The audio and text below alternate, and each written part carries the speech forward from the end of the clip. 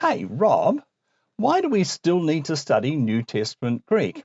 After all, we've got such great resources as Accordance, Logos, and Bible Hub and the like. Aren't they enough? Hi, Rob McIver here. In this video, we will answer the typical student question, why do we still need to study New Testament Greek? And by the way, you may want to stick around to the end because there I will begin talking about how to make studying New Testament Greek easier. Now, let's do the countdown of the top 4 reasons to study New Testament Greek. Reason number 4. Greek unlocks the power of such tools as Logos, Accordance, and Bible Hub. Let me explain. When Logos first became a requirement of the New Testament classes I teach, I sat down to ask myself this question. Now that students have Logos, what topics in Greek can we skip? Can we skip the alphabet? Well, no, they still need to be able to read the Greek words. Can we skip moods, tenses, cases? Well, no, and definitely not. They're going to need all of these things. If anything, it's become all the more urgent to know Greek. Well, let me illustrate. Both Accordance and Logos will provide a very helpful analysis of each word in the Greek New Testament. With Accordance here, you can see that down the bottom panel, there is information that pops up about each word. Now, I'm looking here at John chapter 1, verse 3. And the first word there is an adjective, and it's neuter, plural, nominative. Hey, we need to know what that means. An adjective we might be able to guess, but what's neuter and plural and nominative? And this here is a verb, and it's the third person, aorist, middle, indicative. What does aorist, what does middle, and what does indicative mean? They actually help us understand this word quite a lot, and you can already see, by the way, that this is a very helpful word to look at. English of verse 3 is going to read something like, all things were created through him, and apart from him nothing was created. So egeneto is the verb that is translated as created. But you can see down the bottom its principal meaning is become. It also means created, but it has other meanings, and this enriches our understanding of the Greek. By the way, you can turn this panel on and off by going to the top. It's called Instant Details. Very helpful. Logos does pretty much exactly the same thing. Now, it's a bit harder for me to illustrate it, so I'm looking at the bottom row of this text, which is John chapter 1 again, but this time verse 16. And the first word there is a noun. It's in the genitive. What on earth does the genitive have to do with things? How does it change the meaning of the word? And here is a verb. It's the aorist, active, indicative. What does aorist mean? What does indicative mean? What does active mean? So you can see having some understanding of Greek grammar is important if we're going to get the real benefits of Accordance on Logos. Hey, this is yet another excellent reason to study New Testament Greek. Bible Hub also provides information about grammatical forms. Again, these will only make sense if you understand some Greek. So, getting the most out of tools such as Accordance and Logos and Bible Hub is an excellent reason to study Greek, but there are others. For example, reason number 3. Languages embody culture, and reading a text in the original language will reveal things that are just not available in English translation. Reason number 2. Knowing some Greek will help you determine which is the most appropriate English translation. We are very blessed with many translations of the New Testament, but if we're serious about understanding what the New Testament means, we can't just choose the translation that best fits our preconceptions. If we have some Greek, we can work out which is the most appropriate and accurate translation. And the number 1 reason to study New Testament Greek, you need some Greek to be able to read the very best secondary literature. I know this from my own experience. I enrolled in a class in New Testament epistles before I had studied New Testament Greek, and I very quickly discovered that most of the best secondary literature and journals and commentaries were based on the Greek text. There weren't many Greek words, but there was enough that I felt that I wasn't able to read them.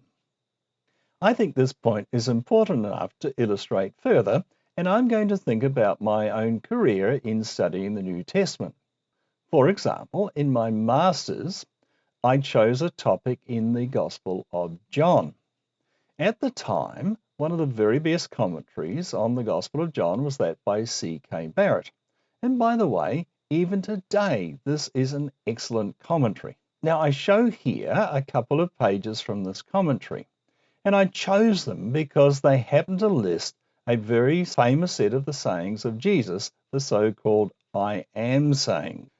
These sayings are not that challenging in Greek. In fact, most of my first semester students should be able to read them reasonably freely. But you can see my point though, can't you? Unless you have some Greek, you will not be able to make use of this excellent commentary. In my PhD dissertation, I chose a topic in the Gospel of Matthew. Now, since I completed, the 3-volume commentary by Davies and Allison has appeared, and it has established itself as one of the very important commentaries on the Gospel of Matthew, and rightly so. It contains much insight, it is well documented, and it is concisely written, even though it's very long. Now, looking at these pages from the commentary, you can see that you need some understanding of Greek. Now, it's also true of journals. The best journals such as New Testament Studies and the Journal of Biblical Literature, have articles that are squarely based on the Greek text. For example, here's an article I published in New Testament Studies. It was reacting to a comment by Davies and Allison, and as you can see, even though it is on a topic about yield of seed, it is still based on the Greek text. Here is my point. Even a modest amount of Greek will open up the vast resources of the best secondary literature on the New Testament. Okay, my point is made. Learning some Greek is going to be very helpful in understanding the New Testament better. But you may be wondering how to best study New Testament Greek. And let's be honest, you're probably looking for a way to make such study easier. Let me run through some principles about how to make studying New Testament Greek easier and introduce a couple of resources that might help you. Principle number 1, learn Greek a small step at a time. Let's face it, languages are complex and it's all too easy to overwhelm the beginner with too much information at once. It needs to be broken down into small segments. Now, I have 2 resources that can help here. The first is a set of videos. Each video takes a small step, as it were, and the videos with YouTube thumbnails that have a yellow border are devoted to the needs of beginning students.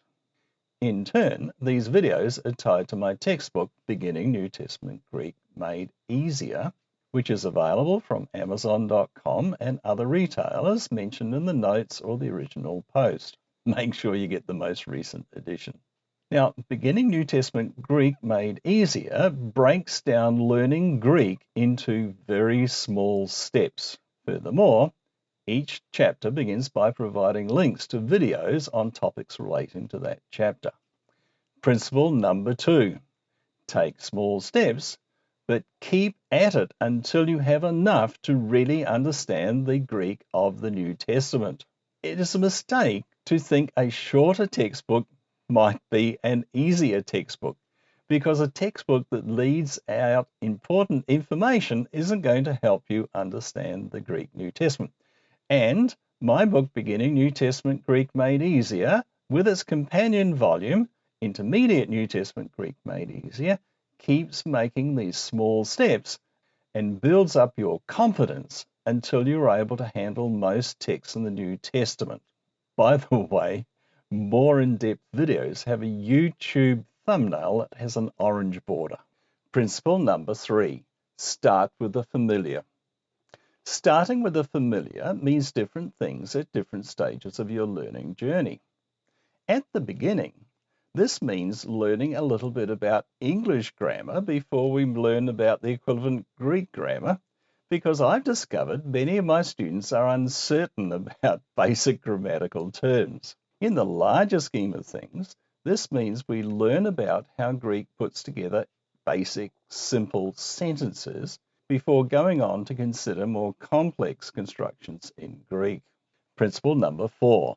Start with the most frequently used vocabulary and grammar. I feel strongly about this because the Greek textbook that I learned from had many vocabulary items for words that occur very infrequently in the New Testament. You might need to know a certain word to translate 3 separate verses in the New Testament, but I spent a lot of time learning that word and it didn't seem to be worth the effort. Surely it is better to learn the most frequently occurring words and grammatical constructions so that you can understand a greater percentage of the Greek text. And in both Beginning New Testament Greek Made Easier and Intermediate New Testament Greek Made Easier, I almost always list the number of times a word or construction is found in the Greek New Testament. Principle number 5. Start translating from the New Testament as soon as possible.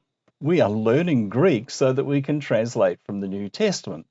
And in my book, Beginning New Testament Greek Made Easier, you will have the opportunity to translate sentences from the New Testament as early as part 2. In part 3, you will begin translating whole chapters from the New Testament. And in part 4, you will have opportunity to translate from John 1 through 11. The selection of text to translate is even greater in Intermediate New Testament Greek Made Easier. There, you'll be able to apply your grammar and syntax knowledge to up to 41 chapters out of the Greek New Testament. Principle number 6, practice, practice, and more practice.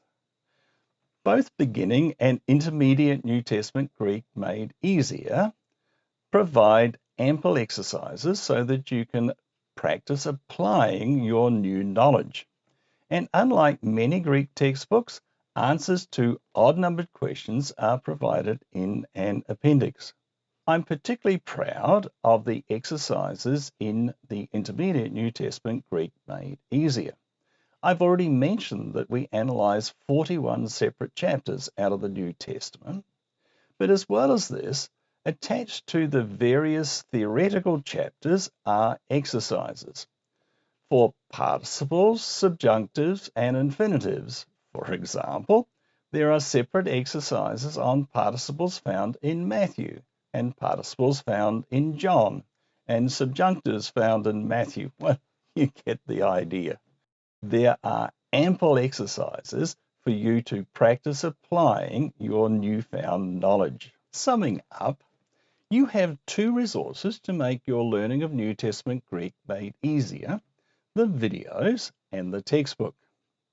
The videos, of course, can stand alone, and you can use them to supplement any Greek study that you are doing. Or you can use them to follow the textbook Beginning New Testament Greek Made Easier, which will provide further explanation and access to exercises. In any case, I hope you join me on this journey of discovery. The videos may most easily be found by either subscribing to my YouTube channel, NT Greek Made Easier, or by following me on x.com at McIver2024. And hey, if you found this video useful, why not let me know by either clicking on the like button or clicking on the heart icon. Thank you.